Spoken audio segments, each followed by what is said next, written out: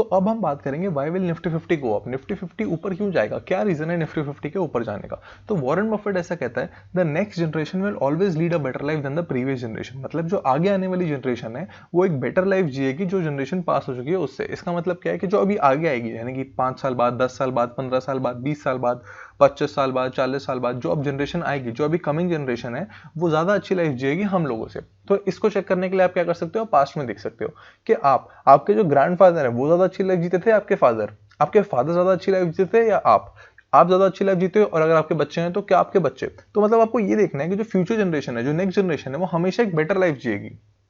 तो आप सोच सकते हैं कि मान लो अगर आपका ग्रैंडफादर थे, उन्हें कहीं जाना था, तो मतलब मान लो अगर उनको इंडिया के बाहर ट्रैवल करना था आपके ग्रैंडफादर को, तो मोस्ट प्रोबेबली उनको किसी शिप वगैरह में, किसी क्रूज वगैरह में ट्रैवल करना पड़ता था और बहुत टाइम लगता था। लेकिन अगर मान लो आपको ट्रैवल करना है तो आप 2 मिनट में फ्लाइट बुक करा के आराम से ट्रैवल कर सकते हो।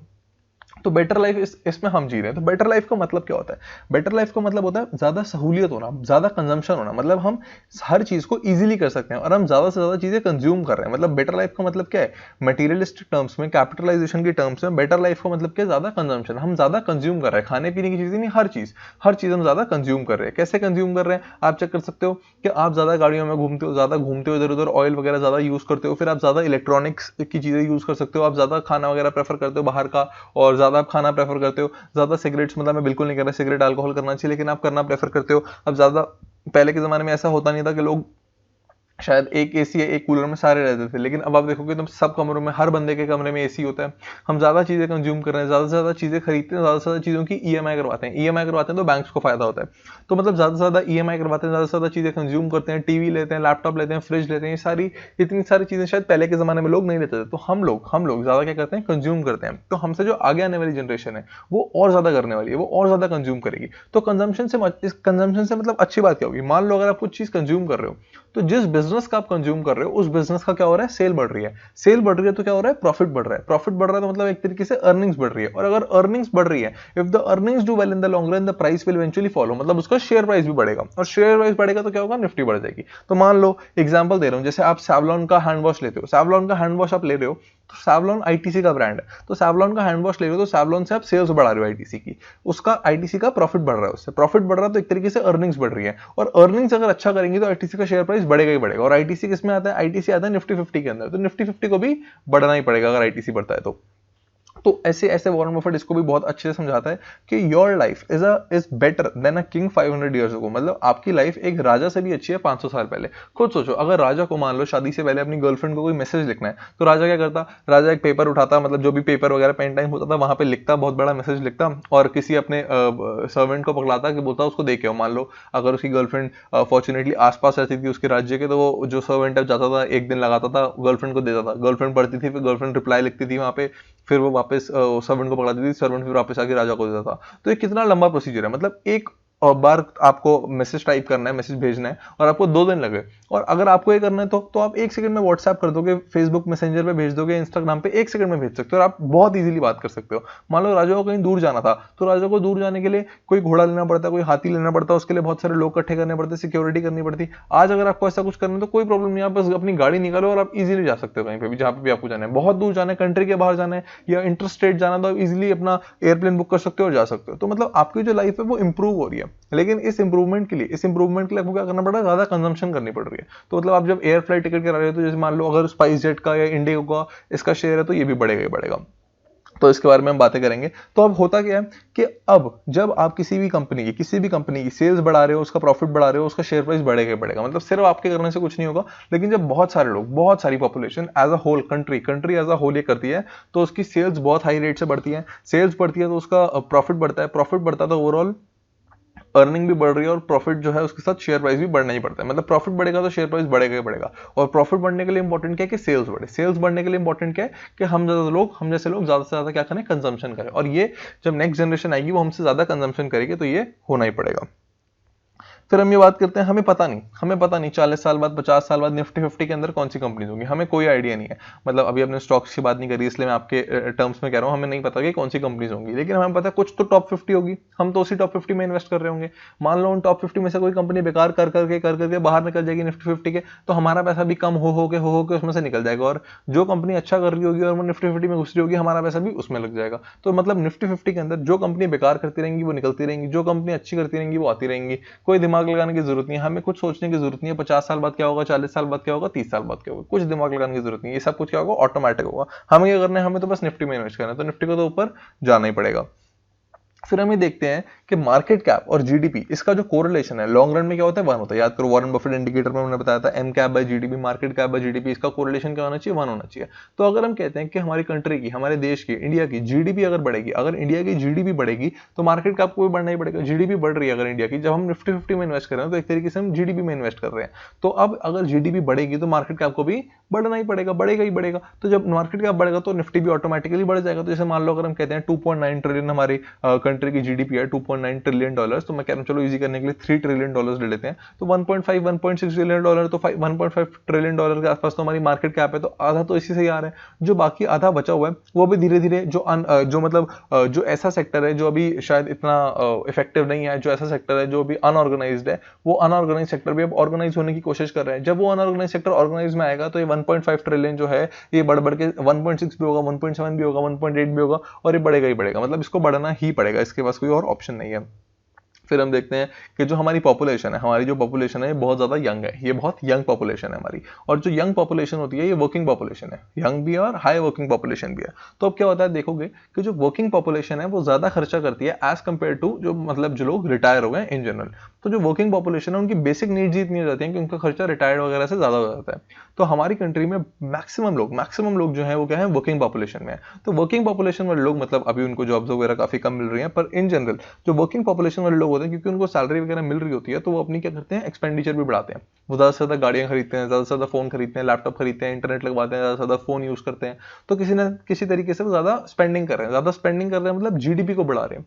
और जीडीपी मतलब क्या है, एक तरीके से निफ्टी है। अगर जीडीपी की हम बात करें तो वो क्या है, आधी तो निफ्टी है। अगर 3 ट्रिलियन की हमारी जीडीपी है तो 1.5 ट्रिलियन तो क्या है उसमें से निफ्टी है। तो हम कह रहे हैं कि अगर वो जीडीपी को बढ़ाने की कोशिश कर रहे हैं, अगर वो जीडीपी को बढ़ा रहे हैं, तो धीरे धीरे क्या होगा, बहुत सारे ऐसे लोग भी हैं जो गांव वगैरह में रहते हैं, जो अभी शायद शहर में नहीं है। तो जब वो जो गांव वाले लोग हैं जब वो शहर में आएंगे तो वो भी क्या करेंगे, अपनी बाइंग पावर को बढ़ाएंगे, उनकी भी जॉब लगेगी। मान लो कोई गांव से कोई बहुत पढ़ा लिखा बंदा आता है और मान लो इंजीनियर है वो, तो वो इंजीनियरिंग वाली जॉब में चला जाएगा। मान लो गांव से कोई ऐसा बंदा था ज्यादा पढ़ाई लिखाई नहीं करता लेकिन फैक्ट्री वगैरह में कुछ बेसिक सा वो काम कर सकता है, तो जब वो गांव वाला बंदा इंजीनियर भी अपनी स्पेंडिंग उसी हिसाब से बढ़ाएगा जैसे उसकी सैलरी होगी। मान लो कोई ऐसा बंदा जिसने ज्यादा पढ़ाई नहीं करी हुई, वो गाँव से आता है शहर में आता है, वो यहाँ पे उसको शहर में उसको जॉब मिलती है, तो जब जॉब मिलेगी तो उसको सैलरी मिलेगी तो वो भी क्या बढ़ाएगा, अपनी स्पेंडिंग को बढ़ाएगा एक तरीके से, वो भी जीडीपी के अंदर कॉन्ट्रीब्यूट कर रहा हुआ। तो जैसे स्पेंडिंग बढ़ेगी जीडीपी में कॉन्ट्रीब्यूशन होगा, जीडीपी बढ़ेगी तो निफ्टी 50 को बढ़ना ही पड़ेगा। तो ये तो बढ़ेगी, इसका कोई और पॉइंट नहीं है इसको, मतलब और इसको मैं इससे इजी तरीके से नहीं समझा सकता।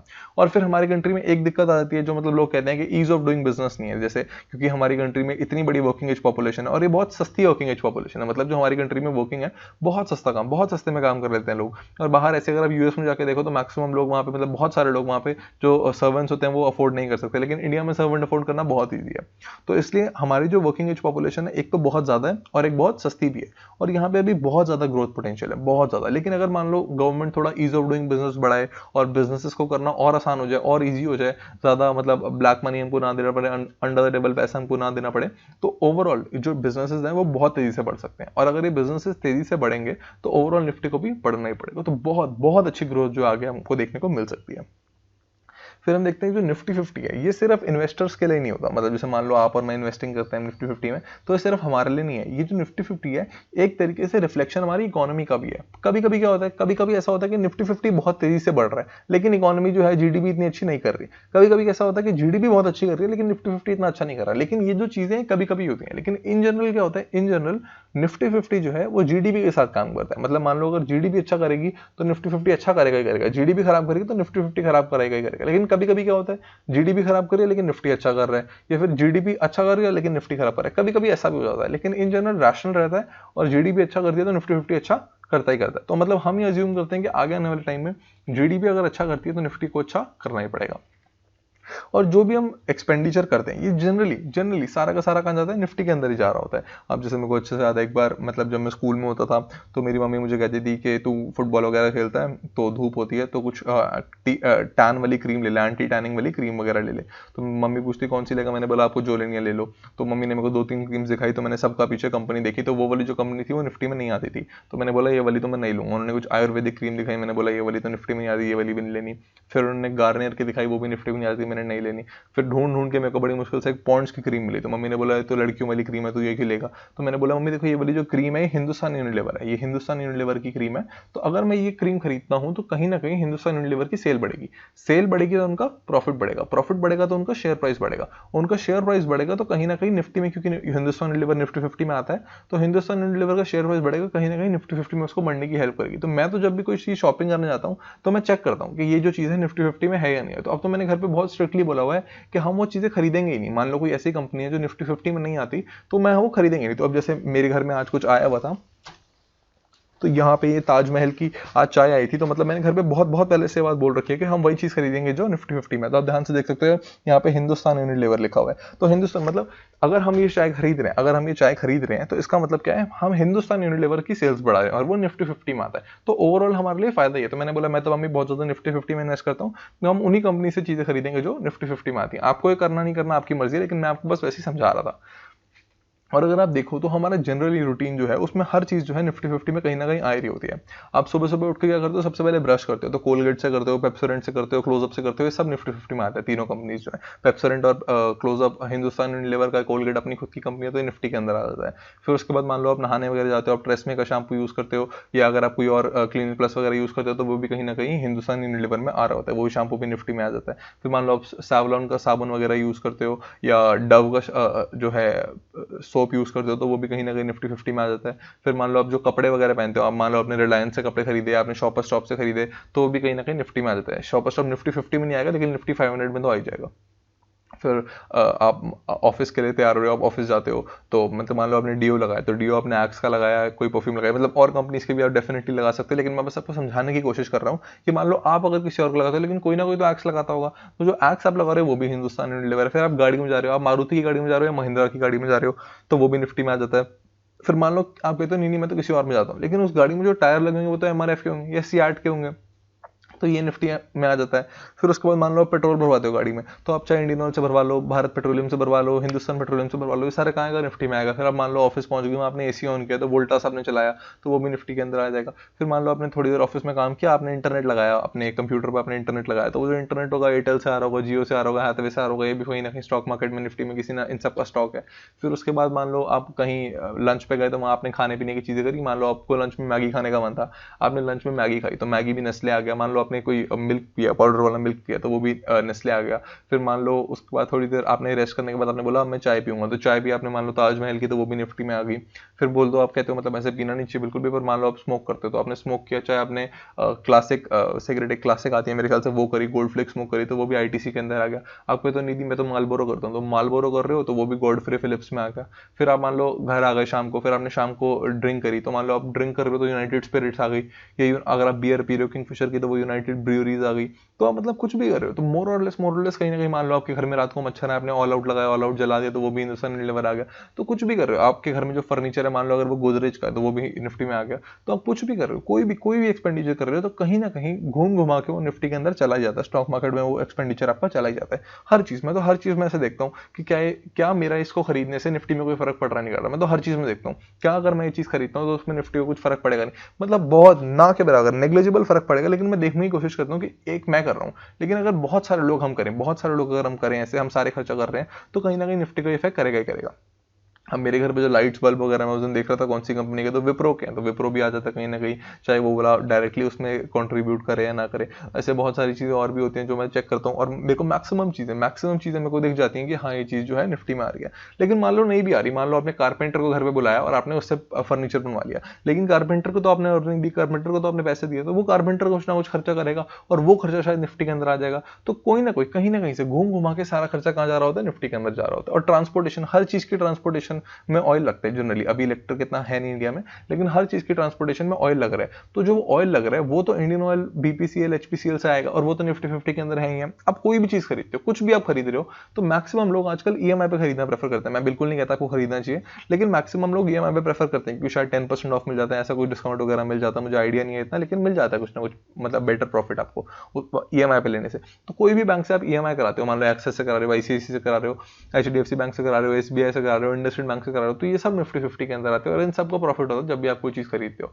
तो कोई भी आप एक्सपेंडिचर कर रहे हो, कोई भी आप खर्चा कर रहे हो, तो कहीं ना कहीं वो निफ्टी 50 के साथ जाके लिंक हो जाता है। निफ्टी 50 के साथ नहीं होगा तो निफ्टी 100 के साथ हो जाएगा, मतलब टॉप 100 कंपनीज। उसके साथ नहीं होगा तो निफ्टी 500 के साथ हो जाएगा, तो उसके अंदर भी हम इन्वेस्ट करेंगे। मैं भी आपको समझाऊंगा कि निफ्टी 500 में कब आना है। तो पूरी डेली रूटीन में आप खुद चेक करो, आज से आप खुद चेक करो आप कितना खर्चा करते हो, वो सारा निफ्टी 50 के अंदर किस तरीके से, निफ्टी 100 के अंदर, निफ्टी 500 के अंदर। या आप क्या कर सकते हो, आप देखो कि स्टॉक मार्केट में किसी तरीके से इफेक्ट करता है नहीं करता, आप ये चेक करने की कोशिश करो। और मैं तो ऐसे करता हूँ, मैं तो जनरली चेक करता हूँ जो मैं खर्चा कर रहा हूँ कि ये निफ्टी 50 को हेल्प करेगा नहीं करेगा। तो अगर ये करेगा तो मेरे को बहुत अच्छी लगती है, मुझे बहुत खुशी होती है, क्योंकि मैं तो ओनर की तरह सोचता हूँ। मैं तो सोचता हूँ कि चलो मेरे घर में चाय आई है और वो हिंदुस्तान यूनिलीवर की चाय है, तो हिंदुस्तान यूनिलीवर तो मेरी कंपनी है नहीं, मेरी कंपनी, लेकिन मैं ओनर की तरह, क्या बोला था थिंक लाइक अ ओनर। तो मैं तो ओनर की तरह सोचता हूँ कि चलो मान लो खर्चा भी कर लिया, तो वो पैसा भी कहां लगा है, निफ्टी 50 की किसी कंपनी में लगा, और निफ्टी 50 तो मैं ओन करता हूं, तो मतलब एक तरीके से मेरी किसी कंपनी में वो खर्चा हुआ है। तो मतलब ये बहुत रैंडम सी एक बात थी आपको समझाने के लिए कि हम इतने सारे 130 करोड़ लोग, 130 करोड़ लोग हैं हमारे इंडिया में, और ये सारे खर्चा जब करते हैं तो ये सारा खर्चा कहीं ना कहीं जाके निफ्टी 50 में मिल ही जाता है। तो मतलब निफ्टी 50 को इससे बहुत फायदा होता है। तो अब हम बात करेंगे कि क्यों निफ्टी 50 15% के आसपास रिटर्न देगा, और क्यों निफ्टी जूनियर 17-18% के आसपास हमको रिटर्न दे सकता है। अब हम उसकी बात करने वाले हैं।